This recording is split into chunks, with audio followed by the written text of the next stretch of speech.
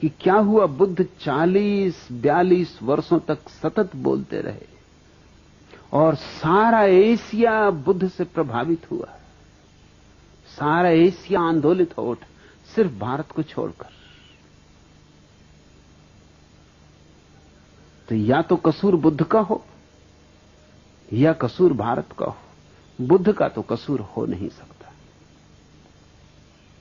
हां, अगर कसूर इसको ही कहो तो बात और कि उन्होंने सत्य को जैसा था वैसा ही कह दिया, सीधा सीधा कह दिया, नग्न कह दिया। भारत के पांडित्य के वस्त्रों से न पहनाए, और मैं कहता हूं अच्छा किया कि न पहनाए। भारत ने माना या न माना, लेकिन बुद्ध ने अपनी ओर से चेष्टा में कोई कमी नहीं की। भारत को जगाने का जैसा अथक प्रयास बुद्ध ने किया, न उसके पहले किसी ने किया था, न उनके बाद किसी ने किया। और मैं तुमसे कहता हूं, सत्य के रास्ते पर असफल हो जाना असत्य के रास्ते पर सफल हो जाने से लाख दर्जा बेहतर। बुद्ध की असफलता में भी रामकृष्ण की सफलता से कहीं ज्यादा मूल्य। बुद्ध एक ही तो बगावती पुरुष। भारत के जीवन में अगर कहीं कोई नमक है तो वो बुद्ध के कारण, थोड़ा कुछ स्वाद है तो बुद्ध के कारण, नहीं तो भारत बिल्कुल बेस्वाद होता। क्यों बुद्ध को नहीं सुना जा सका? कई कारण हैं। पहला कारण तो भारत के पंडित हैं, पुरोहित हैं। उनका जाल पुराना है, कोई 10,000 साल पुराना है। और बुद्ध जैसा व्यक्ति जब भी कहीं पैदा होगा तो पंडित और पुरोहित उसके विपरीत खड़े हो जाएंगे, क्योंकि उसकी चोट उनके पूरे धंधे को ही तोड़ने लगती। उसकी चोट में उनकी मूर्तियां गिरने लगती, उनके मंदिर भूमिसात होने लगते। उसकी चोट में उनके शास्त्र उखड़ने लगते। उसकी चोट में लोग जागने लगते और देखने लगते कि पंडित तो केवल दुकानदार है, व्यवसायी, शोषक।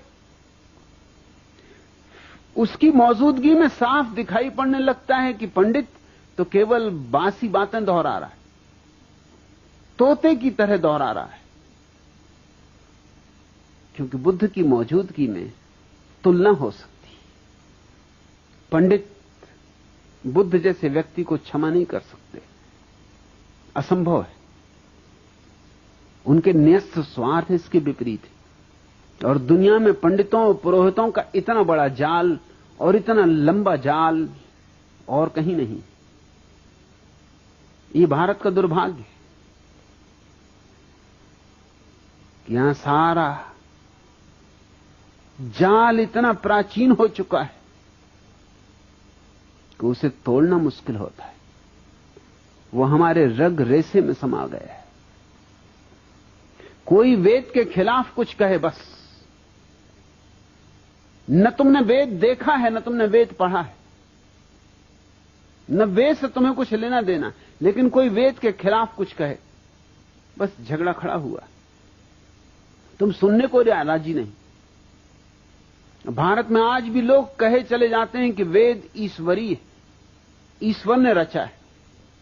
बड़ी हैरानी की बात मालूम पड़ती। पढ़े लिखे लोग, सुशिक्षित लोग, विश्वविद्यालयों में पढ़ाने वाले लोग भी यही मूर्खतापूर्ण बात कहते हैं कि वेद ईश्वर ने रचा है।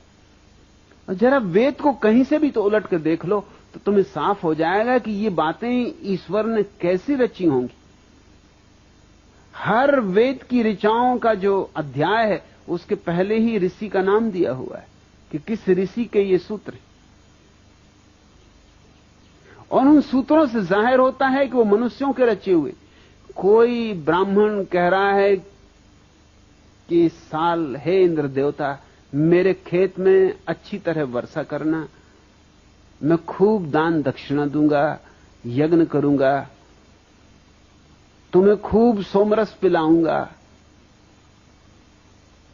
अब जरा सोचो, क्या ये भगवान लिखेगा? भगवान का खेत। और मेरे खेत में वर्षा ठीक से कर देना, ये तो किसी आदमी की ही बात हो सकती है। ये तो इतनी साफ है कि किसी बच्चे को भी समझाने की जरूरत नहीं। और मामला यहीं खत्म नहीं होता। मेरे खेत में ज्यादा वर्षा करना और पड़ोसी के खेत में वर्षा हो ही ना, तो चढ़ोतरी खूब चढ़ाऊंगा।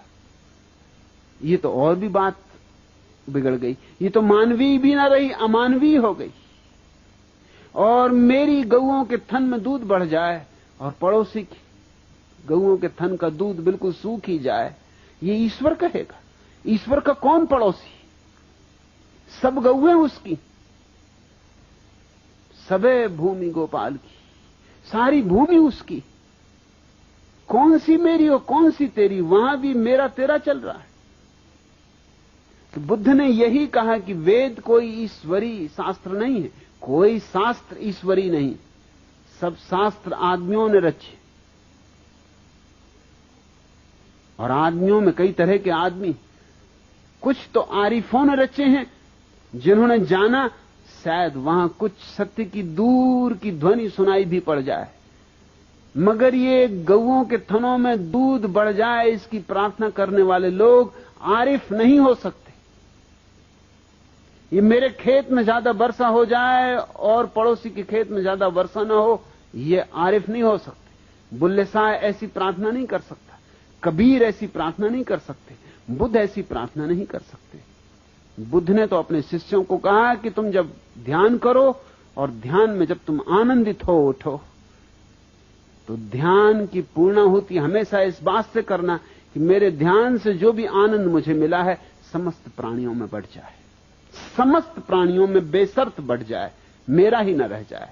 क्योंकि जो मेरा रहेगा तो मर जाएगा और जो सब में बढ़ गया तो बच जाएगा। बांटने से बढ़ता है, रोकने से घटता है।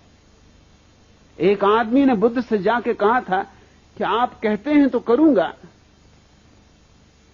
इतनी भर आज्ञा चाहता हूं कि मेरा जो पड़ोसी बहुत दुष्ट, उसको छोड़ के मैं कह सकता हूं कि सबको मिल जाए।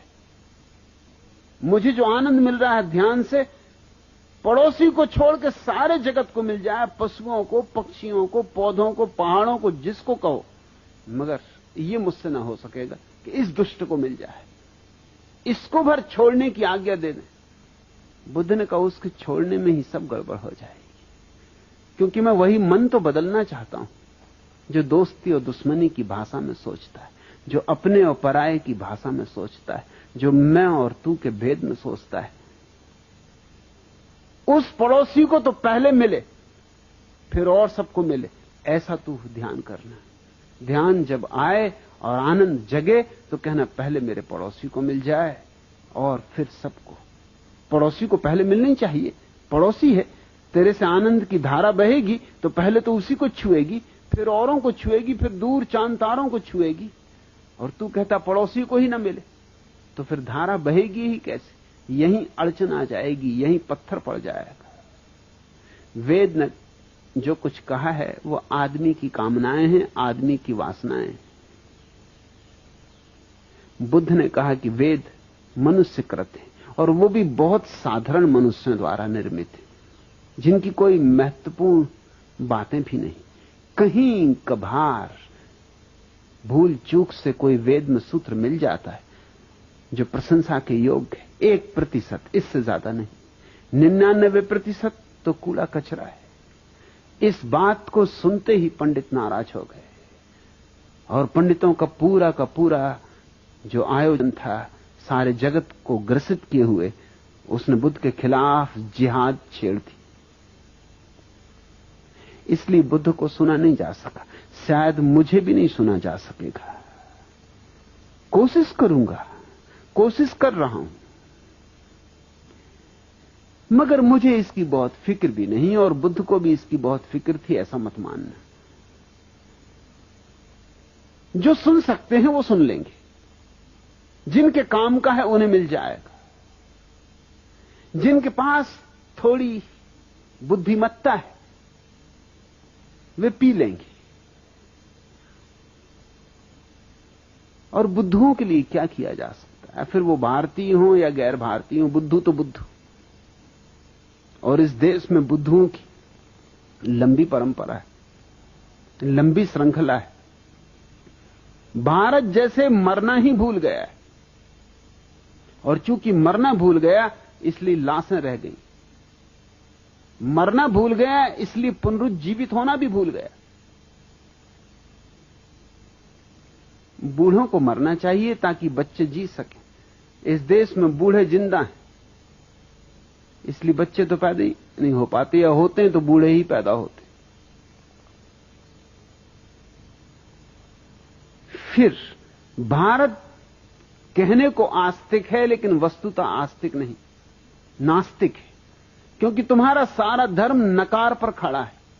यह छोड़ो, यह छोड़ो, यह छोड़ो, यह नकार है।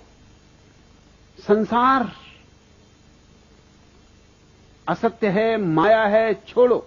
घर गृहस्थी माया है, छोड़ो, भागो। ये जो भगोड़ापन है ये नकार है, और जहां नकार है वहां नास्तिकता है। तो हमारी आस्तिकता ऊपर से ओढ़ी हुई राम नाम चदरिया है, भीतर कुछ और चल रहा है, बाहर हम कुछ और ओढ़े बैठे हुए। बुद्ध ने हमारी चदरिया छीन ली और कहा कि पहले अपनी असलियत देखो, क्योंकि असलियत में ही क्रांति हो सकती है। पहले अपने जीवन का सत्य समझो, तो ही तुम्हारे जीवन में क्रांति हो सकती है। और अगर उस सत्य को नहीं देखा तो तुम थोथे आस्तिक बने रहोगे, मगर गहरे में तो तुम नास्तिक ही रहोगे। असली आस्तिक होने के पहले व्यक्ति को नास्तिकता की अग्नि से गुजरना पड़ता है। जिसने नहीं कहना ही नहीं सीखा, वो हां क्या खाक कहेगा। उसकी हां में बल नहीं होगा, उसकी हां नपुंसक होगी। बुद्ध ने नास्तिकता से गुजरने का पाठ दिया, बजाय इसके कि भारत उनके पाठ को सीखता, भारत ने उन्हीं को नास्तिक करार दे दिया। मैं भी तुमसे यही कहता हूं कि पहले नास्तिकता की तलवार से काट डालो सारे अंधविश्वास, सब पाखंड, गिरा दो सब जंजीरें, तोड़ दो सब अंधकार। और जब नास्तिकता से तुम सब सफाई कर चुको तो फिर तुम बीज बो देना फूलों के। उनसे जो फूल खिलेंगे वे आस्तिकता के होंगे। जैसे कोई बगीचा बनाता है तो पहले पत्थर साफ करता है, जमीन गोड़ता है, जड़ें निकालता है, घास पात उखाड़ता है, ये नास्तिकता का काम है। और फिर बीज बोता है, फिर फूल आते हैं, वसंत आता है।